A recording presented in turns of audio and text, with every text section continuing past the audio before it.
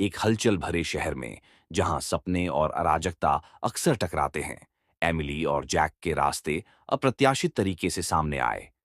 Emily, एक समर्पित कलाकार, अक्सर उस विचित्र किताबों की दुकान में आराम पाती थी जहां वह अक्सर जाया करती थी। जैक, एक भावुक लेखक, ने पुराने पन्नों की गंध और शांत बातचीत के बीच प्रेरणा की तलाश में अपनी दोपहरें वहीं बिताईं। एक बरसात की दोपहर, एमिली खिड़की के पास अपनी दुनिया में खोई हुई स्केचिंग कर रही थी। जैक, भारी बारिश से बचने के लिए शरण की तलाश में किताबों की दुकान में घुस गया। उसकी नजर एमिली की शांतिपूर्ण एकाग्रता पर पड़ी। वह उसके चारों ओर की शांत आभा से आकर्षित होकर बातचीत शुरू करने से खुद को रोक नहीं सका। उन्होंने किताबों, कला और बरसाती शहर की सूक्ष्म सुंदरता के बारे में बात की। उस आकस्मिक मुलाकात से कुछ गहरी बातें उभरीं।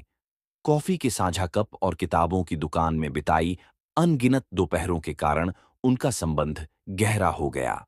जैक ने एमिली की रचनात्मकता की प्रशंसा की, जबकि उसे उसके शब्दों में सांत्वना मिली। उन्होंने एक दूसरे के सपनों का समर्थन किया, और जैसे-जैसे उन्होंने जीवन के उतार-चढ़ाव को एक साथ पार किया, उनका बंधन मजबूत होता गया। एक शाम, स्ट्रीट लैंप की धीमी रोशनी में, जैक ने अपनी भावनाओं को प्रकट किया। उन्होंने एमिली से प्रेरित होकर एक कहानी लिखी थी, जिसमें उनकी एक साथ यात्रा का सार शामिल था।